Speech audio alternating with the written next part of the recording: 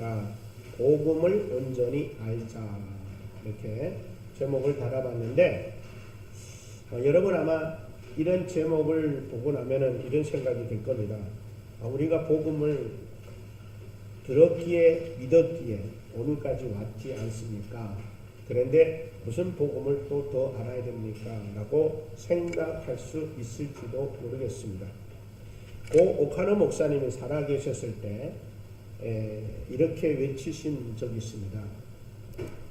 복음을 들어야 할 사람이 교회 안에 있다고, 복음을 믿어야 할 사람이 교회 안에 있으며 복음이 필요한 사람들이 교회 안에 있다라고 아주 열불을 토하면서 말씀하신 설교 테이프를 제가 들은 적이 있고 많이 영상에 떠돌아다닌 그런 영상이 있었습니다. 우리 믿는 사람들이 들으면 어쩌면 그럴지 모릅니다.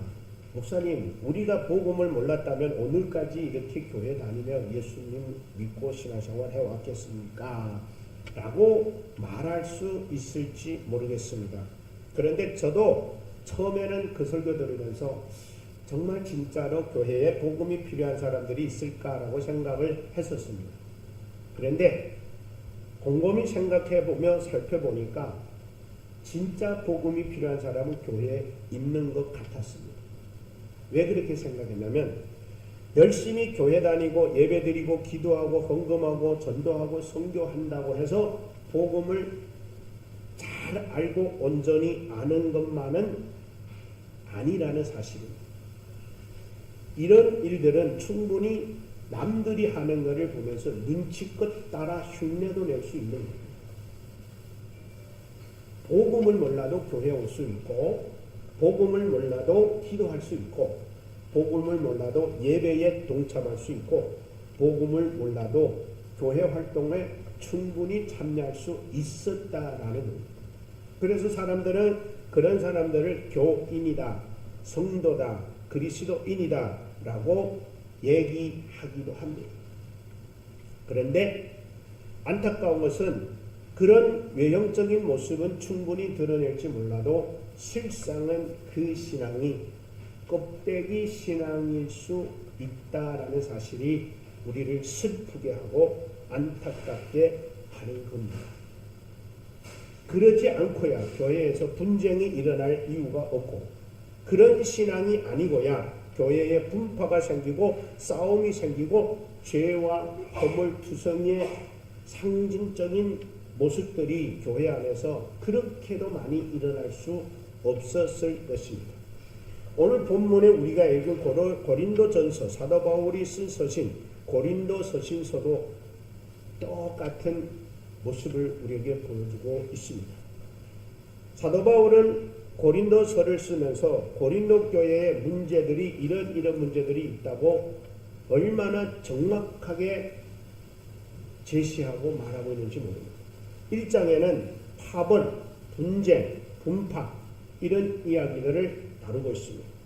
5장에 가면 부도덕한 형제에 대한 심판, 사건, 은행 문제, 심지어는 아들이 아버지의 후처와 간음하는 일들도 일어날 만큼 아주 추악한 죄악들이 고린도 교회도 있었습니다.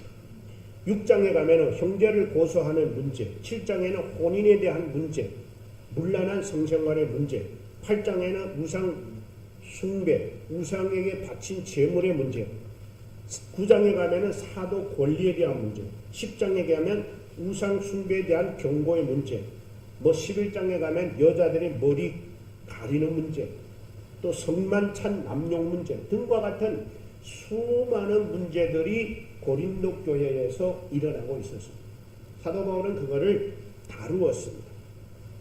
그런데 살펴보니까 이런 문제들이 꼭 고린도 교회만 있는 것은 아니었습니다. 오늘날 나와 여러분들이 살아가는 현실 교회, 현실의 교회들도 이런 문제들이 수없이 일어나고 있다는 것을 우리는 발견할 수가 있었습니다. 그렇다면 그들의 신앙은 과연 정말 진정으로 복음을 알고 믿는 사람들일까? 정말 그들은 복음을 제대로 깨닫고 믿는 사람들일까? 정말 복음으로 인하여 믿는 사람들일까 할 만큼 의심스러울 수밖에 없는 겁니다.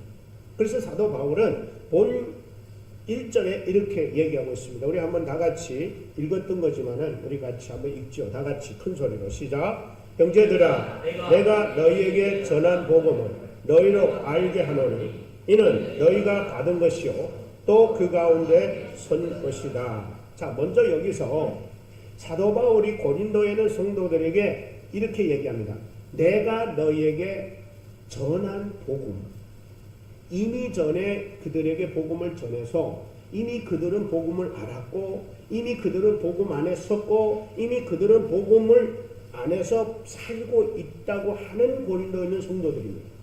그러니까 얼핏 보면 그들도 우리와 똑같이 성도예요.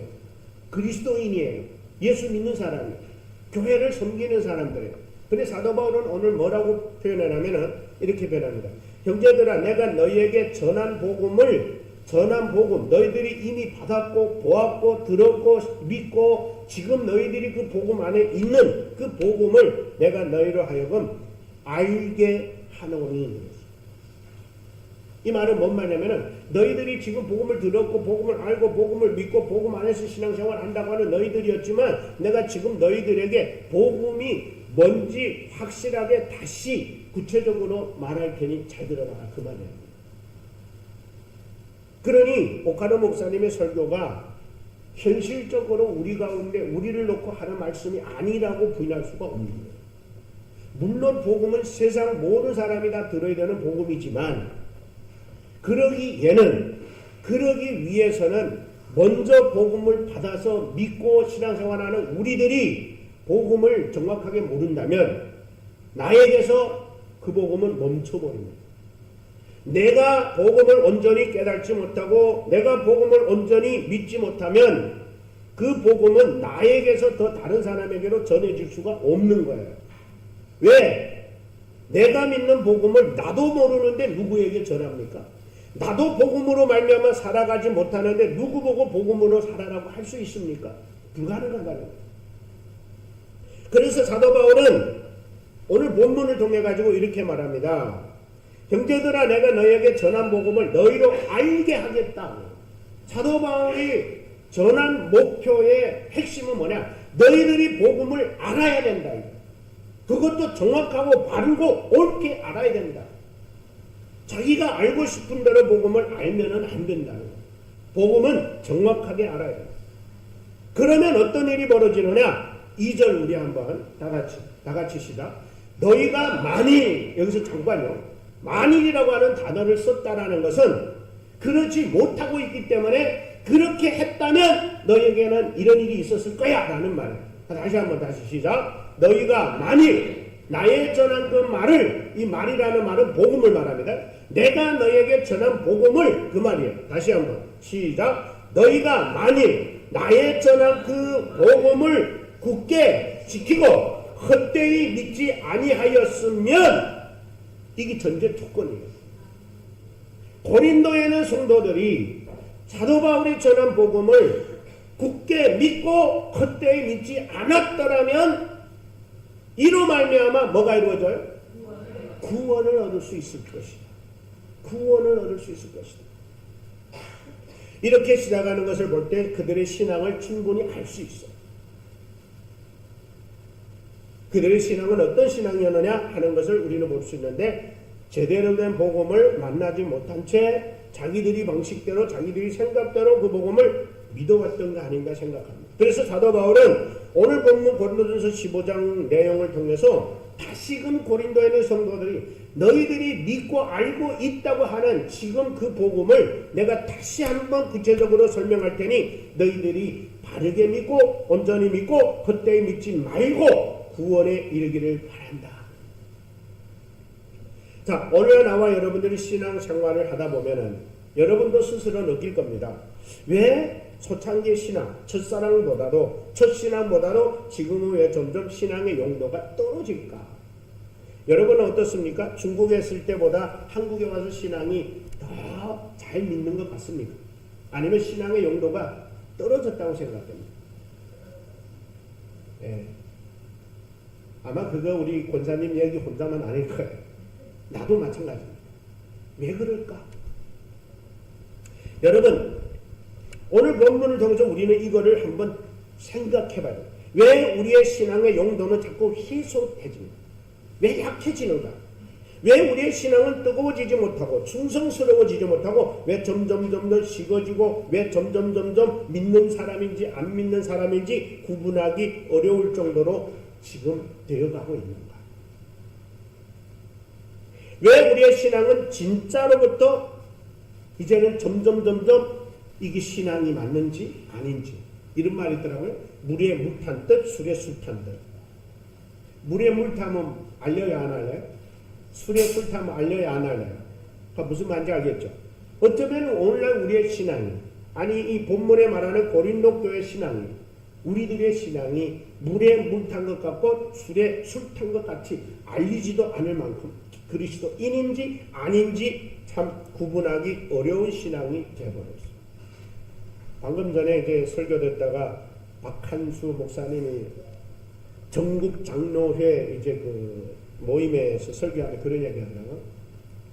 얼마 전에 어느 기관에서 통계내는데 대한민국에서 가장 호의적인 이제 신앙, 종교에 대한 호의감을 갖고 있는 종교가 어느 종교라니까 그 천주교, 가톨릭이 어때요? 가톨릭이 뭐 24%라는가 되더래요. 그리고 그 다음에 불교가 얼마냐면 22%인가 뭐 되네. 그래서 기독교는 한 21%라도 되겠지 했대요. 그랬는데 충격적으로 16%밖에 안 돼요. 그만큼 칭찬은 없습니다. 기독교가 이제는 완전히 이 사회적으로의 이 호감도가 뚝 떨어져 버렸습니다.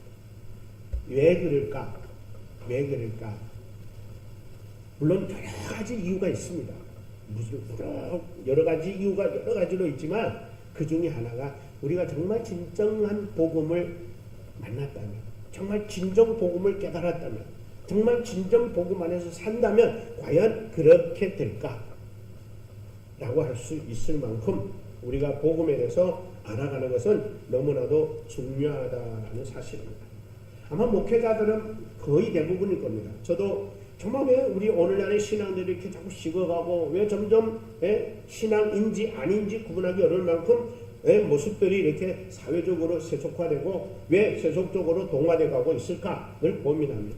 그러다가 제가 고린도전서 본문을 읽다가 단어 하나를 발견했는데 바로 복음이라고 하는 단어였습니다. 그러면 바로 복음이라고 하는 단어를 우리는 어떻게 알고 있습니까? 우리는 다 물어보면 잘 알아요. 여러분 복음이 뭡니까? 다 잘 알아요. 여러분 정답 알 줄 알아요. 근데 중요한 거는 정답을 대답하는 게 아니에요. 복음은 나하고 상관이 있어요. 나에게 복음이라고 하는 그 단어가 복음이라고 하는 자체가 나를 영향 줘야 돼요. 우리는 복음이 영향 못 받은 거예요. 한마디로 말하면 예를 들어서 하는 말씀입니다. 이거 여러분 핸드폰, 금으로 된 핸드폰이에요. 근데 내가 여러분한테 이거 금으로 된 핸드폰입니다 라고 하면 여러분한테 유익이 있어요? 없어요? 여러분한테 아무 유익이 없는 거예요. 내가 금폰을 쓴다고 한들 여러분한테 아무 유익이 없어요. 그런데 내가 예를 들어서 권사님한테 권사님 내 금 핸드폰 드릴게요. 그러면은 권사님이 나를 믿으면은 우리 목사님 말한 대로 하니까 줄 거야 라고 하면 기뻐요 안 기뻐요? 기쁘죠? 근데 우리 목사님 좀 나쁜 말로 헛소리 할 거야 그러면 별로 오히려 기분 상해요. 근데 예를 들어서 내가 진짜 줬으면은 기쁜 정도로 끝나겠어요? 아니면 이거 갖고 어떻게 할까요?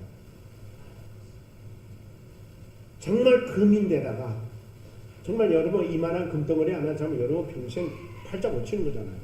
그럼 여러분 어떤 현상이 나타나요? 일단은 자랑하고 싶은 사람한테 자랑할 거야. 나는 오늘 교회 갔더니 목사님 금 핸드폰 줬어. 여러분 좋은 일이 있으면 제일 먼저 하는 게 뭐예요? 바로 자랑하는 거잖아요. 그 자랑 안 한다는 건 뭐예요? 별로 내한테 안 기쁜 거야 이게. 금덩어리 하나 줬다고 해도 이거 뭐 남들이 다 가지고 있는 것처럼 생각하면 나는 오늘 금 핸드폰 하나 받았어요. 이런 기쁨이 없는 거예요. 어쩌면 오늘날 우리 그리스도인들이 복음이라고 하는 금덩어리, 아니 그 복음이라고 하는 이 보화를 우리 가슴에 부었는데 기쁨이 하나도 없어요. 왜 그럴까요? 그 보화가 내 보화가 아닌 거예요, 여러분. 예수 그리스도라고 하는 이 보화를 여러분이 소유했다고 하지만 이거는 지식이지 내 삶하고는 상관이 없어져요. 그러면 복음으로 인해 기쁠 수가 없는 거예요. 그거하고 나하고 무슨 상관이에요? 예수는 예수고 나는 나고 예수 믿는 거하고는 내 삶은 다른 거예요. 다를 수가 없잖아요. 여러분 금덩어리 하나만 가지고 이거 갖고 평생 일해도 안 해도 먹고 살 텐데 근데 이거를 집에다 던져버리고 일하러 가잖아요. 새벽 일찍 갔다 저녁 늦게 오잖아요. 그러면 이거 얻은 변화가 없는 거예요. 영향을 못 받는 거예요.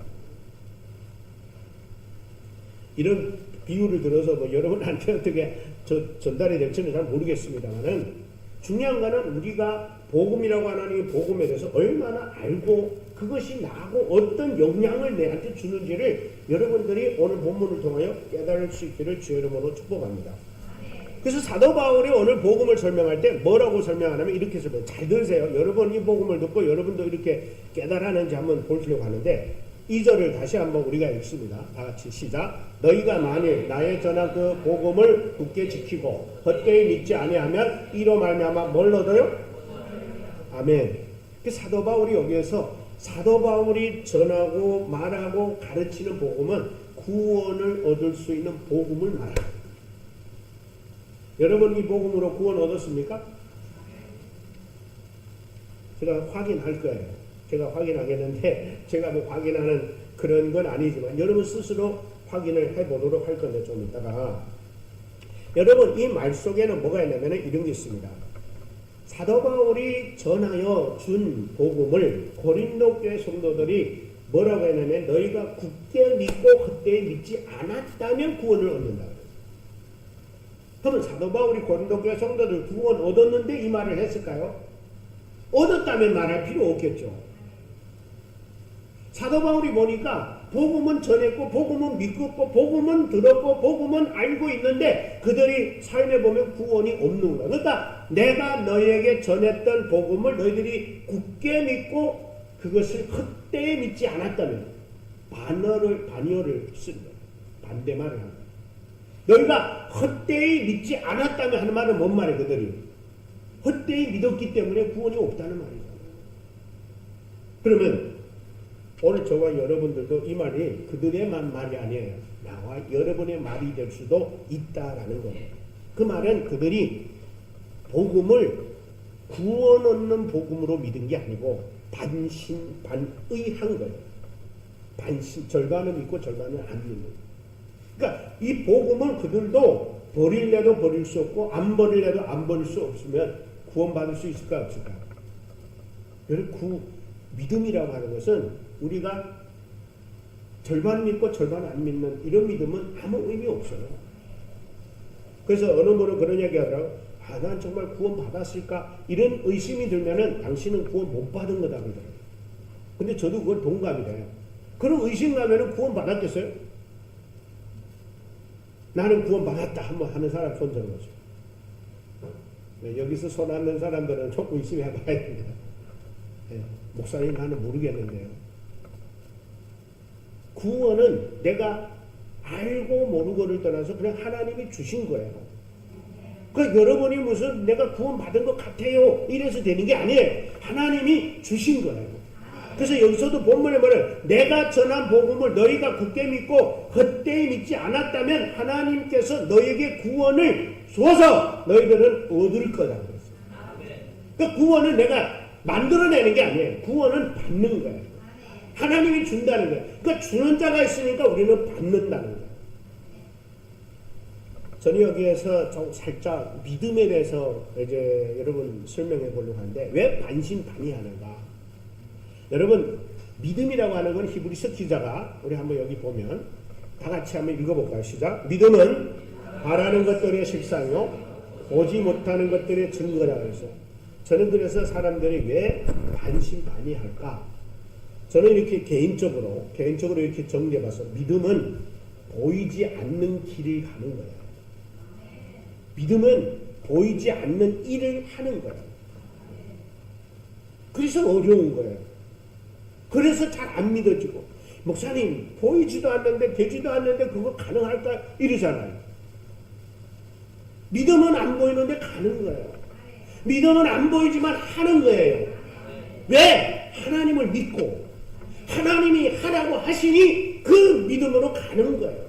그래서 사람들이 그걸 잘 안 해요. 여러분 솔직하게 우리 한번 양심적으로 생각해보세요. 보이는 거 가기 쉬워요? 보이지 않는 거 가기 쉬워요? 보이는 게 가기 쉽지. 안 보이면 자꾸 의심이 생겨요. 긴가 아닌가, 해야 되나 말아야 되나, 옳은가 아닌가. 그래서 성경에 하나님이 우리가 하루 의심하니까 아무것도 염려만 하지 말고, 아무것도 염려하지 말고 오직 모든 일에 기도와 간구로 너희 앞에서 하나님께 맡기고 따라만 와. 그랬어. 따라만 와. 그게 믿음이에요. 샌브란스 병원의 그 원장이신가요? 임요한 이제 이시더라고요. 그분이 이제 그 장로님들 거기에 이제 집회하는데 그분이 그런 얘기예요. 그분이 뭐라 하냐면 성경에 믿을 수 없는 사건들이 많대요. 믿을 수 없는 말이 많대요. 근데 그분이 하는 말이 뭐냐면 그래도 바보처럼 믿고 따라오세요. 하나님 말씀이니. 믿으라 할 때는 다 이유가 있고 하라 할 때는 다 이유가 있고 가지 말라 할 때는 다 이유가 있습니다. 그냥 그렇게 하세요. 그들은 믿기 어려우면 그냥 순진 안 하는 거예요. 괜히 그 작은 머리 써가지고 목사님 이건 아니에요. 나는 동의 못해요. 하나님 앞에 가가지고 그럴 거예요. 하나님 난 동의 못해. 예수님은 어떻게 무리로 걸으세요? 사람이 무리로 걸린다는 그 새빨간 거짓말 나는 못 믿어요. 그럴 거예요. 성경이 얼마나 우리가 상식적으로 이해하기 어려운 일들이 많습니다. 그럼에도 불구하고 성경은 우리에게 말합니다. 복음은 믿어야 합니다. 왜? 복음에는 능력이 있기 때문에 그렇습니다. 그래서 하나님이 성경을 통하여 우리에게 이 복음에는 구원을 주시는 하나님의 능력이 있다고 성경이 오늘 말한 것처럼 고린도전서 1장 18절 다 같이 시작. 십자가의 도가 멸망하는 자에게는 미련한 것이요 구원을 얻는 자에게는 하나님의 능력이다. 여기서도 십자가의 복음은 이 말이에요. 십자가의 복음은 멸망하는 자들은 이 멸망하는 자들, 안 믿어서 멸망하는 자들 말하는데 안 믿는 자들에게는 어리석고 미련하게 보여요. 여러분 생각해 보세요. 예수가 십자가에 못 박혀 죽었는데 그 사건하고 나하고 무슨 상관이 있어요? 그것도 유대인이고 2000년 전의 일이고. 그러니 여러분 바보, 등신, 처치, 어리석다고 볼 수밖에 없는 거예요. 근데 구원을 얻는 우리에게는 하나님의 뭐다? 능력이다. 그거를 믿는 게 능력이다.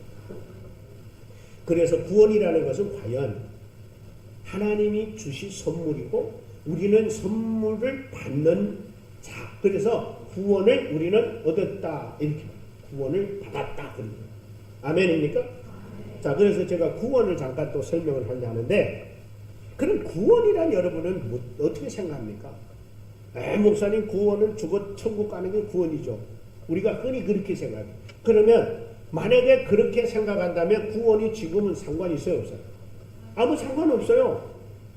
목사님 나 죽기 전엔 열심히 살아야 되겠어요. 열심히 돈 벌어야 되겠어요. 열심히나 승진하고 출세해야 되겠어요. 여러분 하지 말란 말이 아니에요. 구원하고 상관없이 하지는 말라는 거예요. 여러분 2000년 전에 예수님이 죽으시면서 십자가에 못 박혀 죽으시고 부활하시면서 우리에게 구원을 이루어 주신 것을 우리가 믿는 순간에 우리에게 구원을 얻었다고 그랬어요. 그러면 그 구원은 뭐냐? 지금도 우리에게 유효하고 지금도 우리에게는 그 구원이 영향을 주고 있어요. 자, 제가 구원을 이렇게 한번 설명을 해보려고 합니다. 나와 여러분이 성경은 우리에게 말하기를 원래 우리는 죽은 자예요, 산 자예요? 죽은 자예요. 에베소서 2장 2절입니다. 1절입니다. 우리 한번 성경. 자, 한번 다 같이 지나갔어요. 한 번 더 먼저. 네. 다 같이 한번 읽어봅니다. 시작. 너희의 허물과 죄로 죽었던 너희를 살리셨도다. 여러분 이 말씀 앞에 나는 안 죽었었습니다 한 사람 있어요? 없어요? 없어요. 나는 죄인이라고 고백하는 사람은 다 이 죽음을 죽은 거예요. 그러니까 세상에는 의인은 없나니 하나도 없으면 모든 사람이 죄를 범했으면 하나님 영광 이루지 못한 다 죽은 거야. 자 그러면 여기서 죽었다라는 게 뭐냐 이거. 죽었다라는 게. 이거를 요한복음 15장 5절에 다 한번 같이 읽습니다. 시작. 나는 포도나무요 너희는 가지니 저가 내 안에 내가 저 안에 있으면 이 사람은 과실을 많이 맺나니 나를 떠나서는 너희가 아무것도 할 수 없느니라. 여기에서 너무 잘 알려주는데 원래 나는 여러분 예수님은 우리 포도나무라 그랬죠. 우리는 예수님에게 붙어있는 가지라 그랬어요. 자 근데 나와 여러분이 죽었다라는 건 뭐냐면 죄로 말하면 죽었다. 여기서 여러분 이거 하나 설명할게요.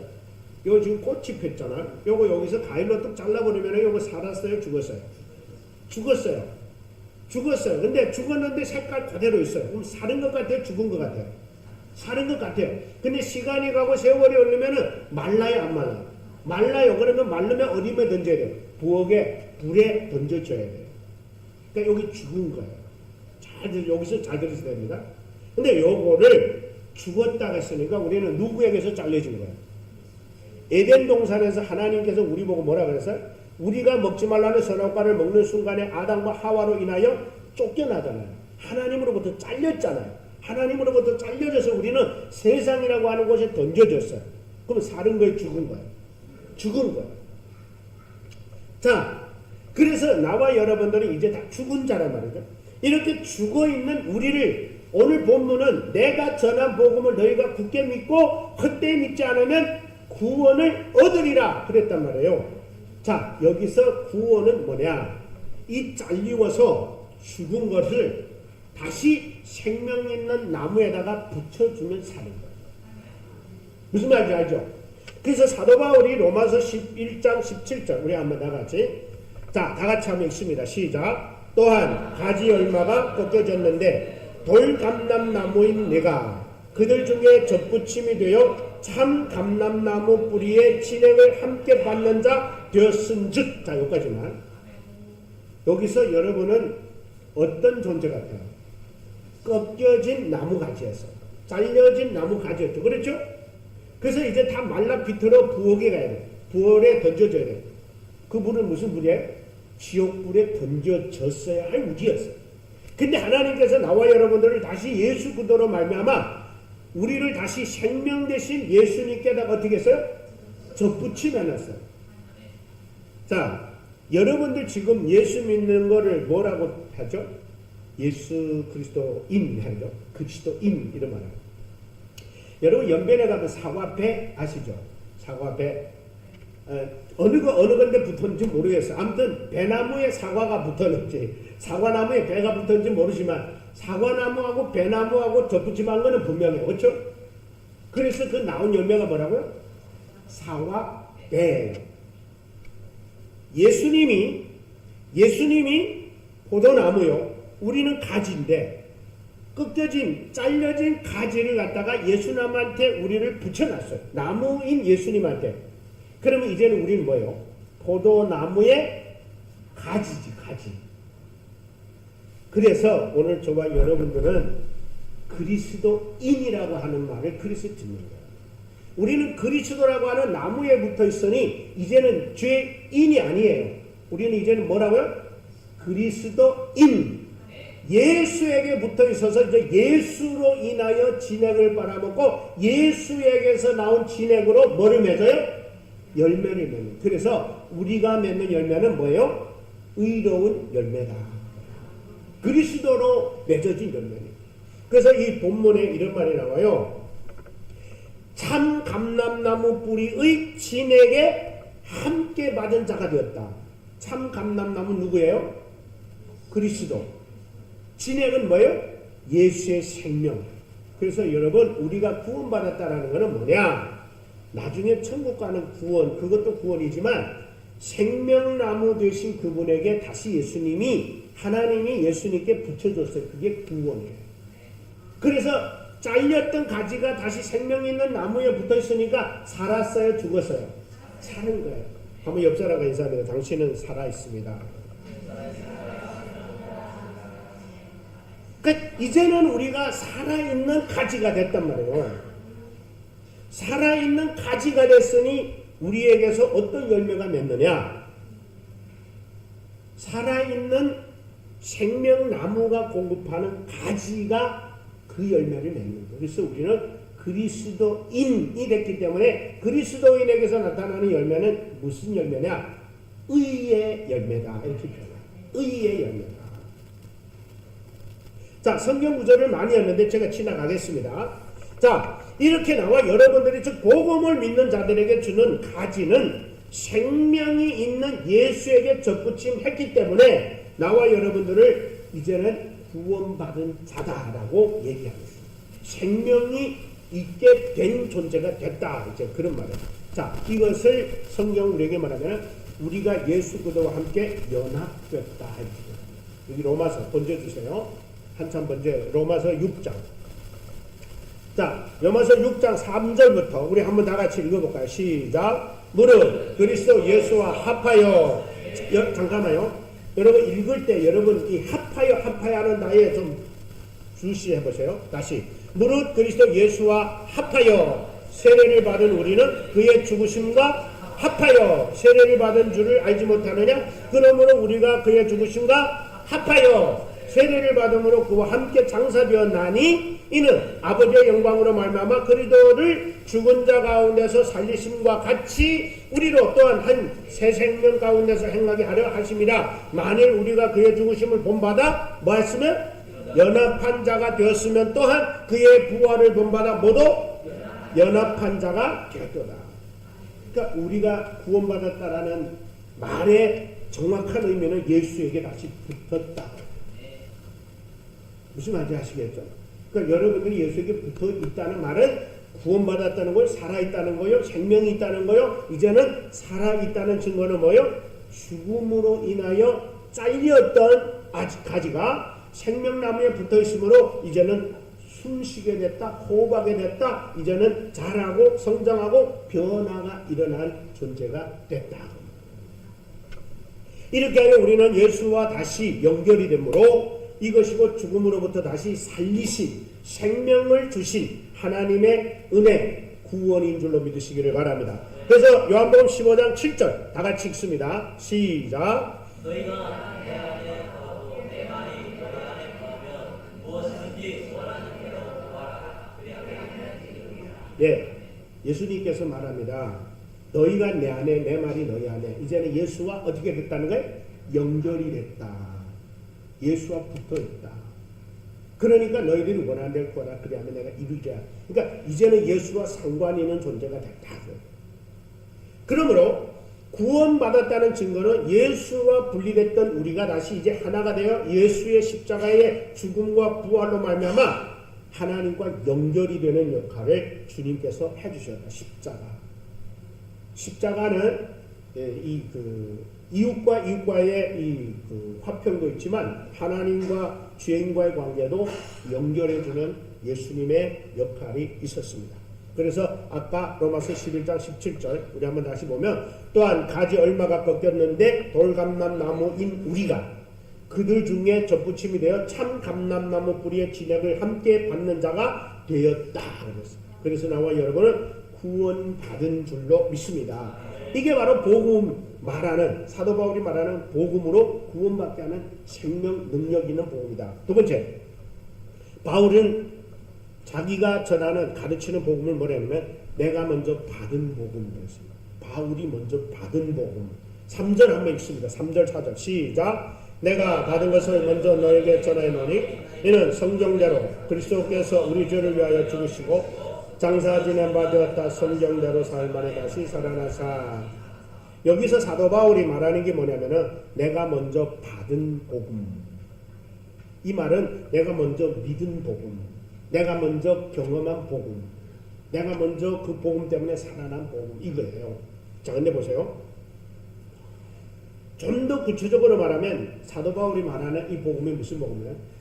내 자신을, 자기를 변화시킨 복음, 자기를 완전히 미치게 한 복음, 자기를 완전히 자기 인생의 송두리째 바꿔놓은 복음, 그 말이에요. 원래 사도 바울은 어떤 사람이었어요? 교회라면은 그렇게 쫓아다니면 그리스도인들 핍박했다. 자, 우리 디모데전서 1장 13절 한번 볼까요? 시작. 핍박자요 포행자였으나 도리어 긍휼을 입은 것은 내가 믿지 아니할 때 알지 못하고 행하였습니다. 사도 바울이 뭐라 하냐면은 내가 원래는 핍박, 폭행, 회방 이런 자였다. 길을 쓰고 괴롭히고 쫓아다니며 괴롭히고 했던 자다. 사도행전 8장 3절에도 이렇게 말합니다. 우리 한번 시작. 사울이 교회를 잠멸할세 각 집에 들어가 남녀를 끌어다가 옥에 넘기고. 얼마나 잔인했습니까? 사도 바울이 그렇게 믿는 사람이랑 길을 쓰고 괴롭히고 했던 사도 바울입니다. 그런 자기를 변화시키고 새 사람 되게 하고. 자, 우리 사도행전 9장 1절 2절 한 번 더 봅니다. 다 같이 시작. 사울이 주의 제자들을 위하여 여전히 미혹과 살기가 등등하여 대제사장에게 가서 다메섹 여러 회당에 갈 공문을 청하니 이는 만일 그 돌을 쫓는 사람을 만나면 물론 남녀하고 결박하여 예루살렘으로 잡아가려 함이라. 이게 바울이 모습이에요. 이런 자였어요. 감옥 가두고 괴롭히고 핍박하고 죽이고. 왜? 그래야 자기가 잘 믿는 사람이다 라고 생각해요. 유대교에 다닐 때니까. 이렇게 예수님은 잔인하고 못살게 굴고 이런 사람이었는데 자기가 변화된 거야. 자기가 새 사람이 되고 자기가 달라진 거야. 그래서 다시 우리 디모데전서 1장 13절 이하 다 같이 다시 시작. 내가 전에는 배방자요 핍박자요 보행자였으나 도리어 긍휼을 입은 것은 내가 믿지 아니할 때에 알지 못하고 행하였습니다. 우리 주의 은혜가 그리스도 예수 안에 있는 믿음과 사랑과 함께 넘치도록 풍성하였도다. 믿보다 모든 사람이 받을 만한 이 말이요. 그리스도 예수께서 죄인을 구원하시려고 세상에 임하셨다 하였도다. 죄인 중에 내가 괴순이라. 그러나 내가 긍휼을 입은 까닭은 예수 그리스도께서 내게 먼저 일절 오래 참으심을 보이사 후에 주의 믿어 영생 얻는 자에게 본이 되게 하려 하십니다. 만세의 왕 곧 섭지 아니하고 보이지 아니하고 홀로 하나신 하나님께 존귀와 영광이 세세토록 있을지어다. 그렇게 잔인하고 그렇게 괴롭히고 그렇게 쫓아다니며 못살게 굴던 사람이 마지막에 그 사람이 세세토록 하나님께 영광이 있을지어다 하는 사람으로 바뀌었다는 거예요. 그런 복음을 지금 전하는 거예요. 복음이 여러분들을 제대로 만났다면 달라진다. 여러분들 복음을 온전히 깨달았다면 그 복음은 능력 있고 생명이 있어서 나처럼 새 사람 만든다는 거예요. 그러니까 여러분 우리가 고민해 봐야 돼야 안 해야 돼. 내가 믿는 거 맞아. 난 돈 사랑해. 돈 좋아. 출세 성공 좋아. 물론 좋아하지 말라 말이 아니에요. 그것 때문에 생명 있고 능력 있고 권력 있고 힘 있는 생명의 구원의 은혜를 무시해버리지 말라. 소홀히 해버리지 말라. 어떤 사람은 이 복음을 믿으면 이렇게 달라지는데 왜 어떤 사람은 이 복음을 우습게 여겨가지고 나한테 아무 상관없는 인생으로 복음을 무가치하게 짓밟는다. 이 복음이 나와 여러분의 복음이 될 수 있기를 주 여러분으로 축복합니다. 마지막 세 번째입니다. 바울이 전한 복음입니다. 바울이 전한 복음인데 오늘 본문을 통해서 우리가 정말 중요하게 여길 것은 여기에 있습니다. 뭐냐? 내가 받은 것을 먼저 너에게 전하노니 이는 성경대로 예수께서 우리 죄를 위하여 죽으시고 장사 지낸 바 되셨다가 다시 3일 만에 성경대로 살아나셨도다. 요게 바울이 말하고자 하는 복음입니다. 그래서 여러분이 고린도전서 15장 전체를 읽는데 놀라우게도 부활이라는 단어와 다시 살아난다는 단어가 무려 24번 5번 나와요. 무려 25번 이 정도 나와요. 그래서 지금 4절, 5절 이하에는 무슨 말이 나옵니까? 누구에게 보이시고 누구에게 보이시고 누구에게 보이시고 맨 마중에 나에게 보였다. 그 말이 뭔 말이에요? 예수의 부활을 증거하는 거예요. 그러니까 복음의 핵심의 가장 중요한 부분이 그리스도의 죽음과 부활이에요. 저는 그래서 이 부활을 왜 중요하게 여겨야 되느냐? 그리스도의 죽음과 부활은 모든 자들의 죽음의 문제를 해결해줘요. 여러분, 죽음이 두려워요, 안 두려워요? 죽음이 고민돼요, 안 돼요? 죽음에 민감해요, 안 민감해요? 솔직하게 민감해요. 이 세상 그 어느 누구도 권력 있고 돈 있고 명예 있고 학벌 있고 학식 있는 누구든지를 막론하고 죽음은 다 민감하고 두려워하고 걱정하고, 심지어 고린도 교회 성도들도 죽음의 문제를 해결할 수 없었어요. 왜? 그들은 부활을 안 믿었기 때문에. 고린도전서 15장 12절 다 같이 함께 우리 한번 쭉 번지세요. 자, 다 같이 시작. 그리스도께서 죽은 자 가운데서 다시 살아나셨다 전파되었거늘 너희 중에서 어떤 이들은 어찌하여 죽은 자 가운데서 부활이 없다 하느냐. 여러분, 고린도 사람들이 부활을 믿었다는 거예요, 안 믿었다는 거예요? 안 믿었어요. 자, 잘 들으세요. 부활을 안 믿는다는 것은 자기의 죽음의 문제를 해결 못했다는 거예요. 부활이라는 것은 뭐예요? 이 세상에서 죽으면 다시 살아나는 게 아니라 이 세상에서 어느 누구들을 막론하고 죽음을 다 겪게 되는데 그 죽음의 문제를 해결하는 길이 뭐냐? 부활이라는 단어예요. 여러분, 우리는 이 세상 죽음은 끝이라고 생각해서 슬퍼하고 괴로워하고 애통하잖아요. 근데 이 부활을 믿는 사람한테는 죽음은 새 출발이에요. 죽음이라고 하는 것은 새로운 세계를 출발하는 시점이 됩니다. 그러면 여러분, 부활이라는 게 우리에게 중요해요, 안 중요해요? 그래서 중요합니다. 그러니까 고린도교 성도들도 이 부활을 안 믿으니까 이 세상이 끝이고 이 세상이 최고고 이 세상이 전부고 이 세상의 것만 추구하게 됩니다. 죽음의 문제가 해결이 되면 그 말은 뭔 말이냐면 미래가 보장됐다는 말이에요. 부활을 믿는 사람은 내가 죽음이 끝이 아니고 죽음이 출발이고 영원한 미래가 보장되어 있다는 믿음이 있기 때문에 이 세상 거에 너무 목매지 않아요. 왜? 제가 이런 고민을 하면서 묵상해봤어요. 여러분, 예를 드는데 우리 윤건사님이 이곳에 와서 돈 많이 벌었어요. 그 중국에다가 궁궐 같은 집을 사놨어요. 근데 아직도 여기서 살아요. 근데 여기서는 단방집 반지하에서 산다고 생각해요. 지금은 아니겠죠. 자, 그러면 우리 권사님이 여기에서 사는 여기 전부예요? 아니면 보이지 않는 게 또 있어요? 궁궐이 있잖아요. 궁궐, 중국에.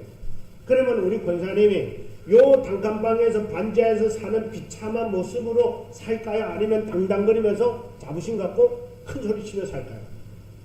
여유 있게 살아요. 여러분 모르죠? 저는 중국에 궁궐 같은 거 있어요. 그러면서 산다. 그런 마음으로. 뭐냐? 미래가 보장되어 있으면 확실해져. 근데 중국에도 집 없고 내가 전부가 요거예요.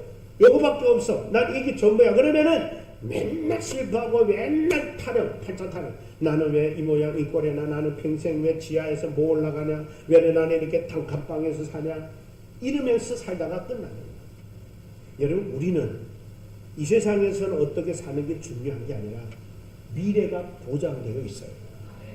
왜? 예수님이 죽음과 부활을 통해서 우리에게 죽음으로 인하여 우리에게 부활을 보여주는 거예요. 그래서 우리의 첫 열매가 되어주셨고 우리에게 다음으로 부활할 수 있도록 우리에게 부활의 생명을 주셨어요. 나는 부활이요 생명이니 나를 믿는 자는 죽어도 살겠고 나를 믿는 자는 영원히 죽지 아니하리니 네가 이것을 믿느냐? 그랬어요. 예수님. 그러니 저와 여러분들 이 땅에서 살지 말란 말이 아니고 이 땅에서 여러분 열심히 살지 말란 말이 아니라 미래가 보장되어 있다는 믿음으로 살라는 거예요. 그러니까 그러면 이 땅에 성공하는 분이 많죠. 아니 윤건산이 중국에 궁궐이 있는데 이 땅에서 큰 거 뭐 차지하려고 노력하겠어요? 얼마면 가겠는데? 언제 중국 갈 거예요? 빨리 가고 싶죠. 궁궐에 가 살고 싶죠. 그렇지만 여기에서 할 일 하고 끝나면 간단 말이에요. 그러니까 늘 여유 있는 거야. 한번 따라합시다. 천국에 궁궐이 있습니다. 이런 마음으로 살아요. 그래야 이 땅에 안 귀찮아요. 남보다 좀 못 살아도 저희가 여러분 여기 좀 비 새고 공기 안 좋고 그런 거 여러분 중요해요. 저도 고민돼요. 그런데 그것보다 더 중요한 건 뭐예요? 이 땅에서 이 냄새, 저는 오늘 너무 감사했어요. 왜냐면 비가 막 쏟아지는데 이렇게 오늘 많이 와주셔서. 근데 여러분 생각해봐요. 나도 고마운데 하나님은 얼마나 고마울까? 야, 저렇게 비가 와가지고 곰팡이내 나고 습하고 모기 많고 비가 줄줄 새는 저 시야에서도 나를 예배하느라고 저렇게 모였으니 내가 하늘에다가 큰 상을 예배해야 되겠다. 얼마나 감사해요. 근데 여러분 만약에 우리가 막 높은데 좋은데 올라가서 호화로운 데 살겠다고 막 차려놨어요. 근데 그런 데서도 예배생활 제대로 신앙생활 제대로 못하면 하나님 뭐랄까요? 야, 그 궁궐 같은 데서도 예배생활 제대로 못하면 너 어떻게 천국 오겠냐? 여러분 그렇다고 해서 우리가 영원히 여기서 살자는 건 아니에요. 더 좋은 데서 올라가야 돼요. 기도 많이 해주세요. 그렇지만 이것이 전부가 아니고 이것 때문에 우리가 슬퍼하지는 말자. 다른 교회는 좋은데 우리 교회는 왜 이렇습니까? 제가 속으로 그래요. 겉으로 말을 못하는데 이래서 모으는 거는 나도 어쩔 수 없어요. 이렇다고 모으고 저렇다고 모으면 그러면은 빨리 주님 앞에 가는 게 낫지. 왜? 주님 나라에 보다 더 좋은 데가 어디 있어요? 그래서 여러분 잘 견디고 이겨내면서 주님 맞이할 준비가 됐기를 주의 이름으로 축복합니다. 그래서 저와 여러분들은 오늘 저는 복음을 통해서 복음 세 가지예요. 사도 바울이 우리에게 복음을 줬는데 첫째, 내가 너에게 진짜 알려주고 싶은 복음은 구원을 얻는 복음이다. 제대로만 믿으면 구원받는다. 온전히만 믿으면, 헛되지만 믿지 않으면 구원받는다. 둘째가 뭐라고요? 내가 먼저 받은 복음. 바울이 먼저 믿어 새로워지고 변화되고 구원받고 영생 얻어 이 세상 거 딱 배설물로 여길 만큼 나를 미치게 만들고 송두리째 바꿔놓은 그 복음 여러분 믿으라. 우리도 충분히 그래 달라질 수 있어요. 왜? 복음이 옳다고 복음을 붙잡고 진짜 그 복음을 믿으면. 세 번째 뭐라고요? 그 복음이 뭐냐? 예수님의 죽음과 부활이다. 그 부활은 예수님께서 나에게도 줘서 나도 여러분도 죽으면 부활해서 주님 앞에 간다. 그래서 이 부활의 복음은 뭐냐? 나와 여러분의 미래가 보장되어 있으므로 이 땅의 전부가 아니라는 사실. 그래서 성경 말합니다. 눈에 보이는 게 전부가 아니요 보이지 않는 것이 소망이 아니라 보이는 것이 소망이니 우리가 소망으로 말미암아 구원을 얻었다니. 여러분 그래서 저와 여러분 모두가 보이지 않는 것에 너무 지나치게 관심 갖지 말고 보이지 않는 소망을 하나님께 두고 믿음으로 보이지 않는 길을 가며 믿음으로 보이지 않는 일이지만 주님께서 허락한 일이기에 그 일에 충성을 하고 최선을 다하면 우리 하나님께서 하늘나라에서 상으로 갚아주시는 은혜가 나와 여러분의 길을 주의 이름으로 축복합니다. 이 시간 우리 나같이 함께 기도 한번 할 테게 이 시간 하나님 기도할 때 정말 하나님 복음은 하나님 사도 바울에게 하나님 정말 먼저 주셔서 바울이 고린도 교회 성도들에게 줬는데 그 복음은 구원을 얻는 복음이었고 바울을 변화시킨 새롭게 만든 변화의 놀라운 능력이 있는 복음이었고 우리로 하여금 죽어도 살겠고 하는 부활의 소망을 주는 복음이었습니다. 우리가 이 복음을 붙잡고 정말 보이는 세계에서 치우치지 말고 보이지 않는 세계를 바라보며 희망하며 나가게 해달라고 다같이 한번 주여 부릅니다. 주여! 살아계신 하나님 아버지, 주님의 크고 놀라운 은혜를 주심으로 감사합니다. 오 주여, 우리 하나님 이 시간 우리는 바울이 전한 복음, 아버지 복음을 들어야 될 자가 교회에 있다는 말씀이, 복음이 필요한 자들이 교회에 있다는 말씀이, 복음이 진짜로 만나서 복음의 영향을 받아야 할 사람들이 교회에 있다는 사실이, 우리가 복음을 먼저 깨닫고 복음을 먼저 믿지 않는다면 이 복음은 나에게서 멈추게 될 것이지만 우리가 진정으로 생명 있는 복음, 진리의 복음을 만난다면 우리로 인하여 더 제3자에게로 전해질 수 있습니다. 하나님, 우리는 복음을 경험한 자, 만난 자, 그로 인하여 구원을 얻은 자, 변화를 받고 새 사람이 됐다. 그래서 우리는 이제는 미래가 보장되는 나와 우리 성도들 나눌 수 있도록 하나님 아버지여 은혜를 내려주옵소서. 사랑하신 우리 주님을 찬양합니다. 우리 주님 영광을 얻어 주시옵소서. 거룩하신 하나님께 영광과 존귀와 찬양을 돌려드립니다. 사랑합니다 하나님 아버지. 우리에게 다시 한번 복음을 깨닫게 하시니 감사합니다. 우리가 정말 복음을 온전히 안다고 생각했고 복음을 믿고 있다고 생각했고 복음 안에서 산다고 생각했고 복음으로 말미암아 산다고 생각했던 우리의 삶을 한번 다시 돌아봅니다. 정말 바울은 정말 고린도에 있는 성도들이 복음의 참됨을 깨닫지 못했기에 복음은 너희들에게 구원을 주시는 능력의 복음이라고 외쳤고 그는 복음을 받고 나서 새 사람이 됐고 세상 것보다 이 세상의 모든 것을 내려놓고 주님만을 알기로 작정할 수 있는 새 사람으로 변화시켜 주신 능력 있는 복음이라 했고 그는 죽음과 부활을 증거하면서 우리의 미래를 보장해 주는 복음이라고 선포하므로 오늘 우리 모두에게도 이 복음이 효력 있는 복음, 유용한 복음, 영향을 끼치는 복음이 되게 하여 주옵소서. 그리하여 우리가 이 복음을 만나고 복음이 나에게서 멈추는 것이 아니라 우리로 인해 제3자, 제4자에게 전달이 되고 선포되는 아름다운 복음의 나발들이 되게 하여 주옵소서. 예수님의 이름으로 기도드리옵나이다. 아멘. 우리 다 같이 찬송 다시 한번 오른길 따르라 의에게 힘차게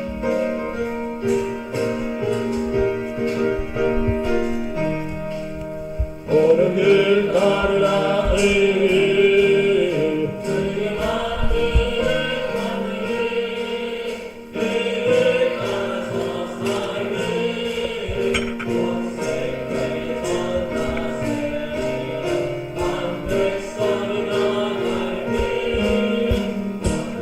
지나서도 큰다 바람이 부활하도 돼 주 예수의 나로 이 땅에 도둑에게 오겠네 주 예수 따르라 승리 세계 만미에 나가 길고 진리로 참 생각 장가옴을 모시고 아따르라 왔던 밤 지나고 또 든다 바람이 부활하던 주 예수의 나라 이 땅에 도둑은 오겠네 너희가 우리 소식 알리어라 세계 만민을 도와줘 그저 예수를 보내신 한 사랑의 하나님 만 백성이 나를 위해 지나고 동튼다 바람이 부활하던 주 예수의 나라 이 땅에 도둑에게 오겠네 보다 날 겹치고 살아온 나는 백성을 오게 모두 나와서 믿으면 온 세상에 마치 내래 내리 살겠네 온밤 지나쳐도 든다 바람이 부활하던 주 예수의 나라 이 땅에 도둑에게 오겠네 아멘. 우리 광고 하나만 더 말씀드리고 마치겠는데요. 이제 수요일하고 금요일도 혹시 이제 나오실 만한 분들은 나오셔서 대면 예배를 시작하도록 하겠습니다. 우리 또 박국록 권사님도 이제 오셔서 여기 계십니다. 그래서 아마 매 예배 때마다 있게 되니까 나오실 만한 분들은 나오셔서 수요 예배하고 금요 예배도 함께 대면 예배도 동시에 드릴 테니까 그리 하시고 나오실 만한 분들은 대면 예배에 나오셔서 함께 해주시기를 부탁을 드리겠습니다. 다 같이 축도로 마치겠습니다. 지금은 우리 주 예수 그리스도의 은혜와 하나님 아버지의 무한하신 사랑하심과 주의 성령님의 교통 내주 역사 충만하시니 오늘도 주의 말씀을 듣고 다시 한번 참된 복음의 진리를 깨달아 복음으로 말미암아 복음 안에서 정말 미래를 보장하며 그 보장을 믿고 오직 보이지 않는 미래를 향하여 믿음으로 달려가며 살기로 결단하고 다짐하는 모든 성도들의 머리 위에 가정 위에 직장 위에 이 나라와 이 민족 위에 지금으로부터 영원토록 함께 있을지어다. 아멘. 좌우 옆 사람하고 인사합니다.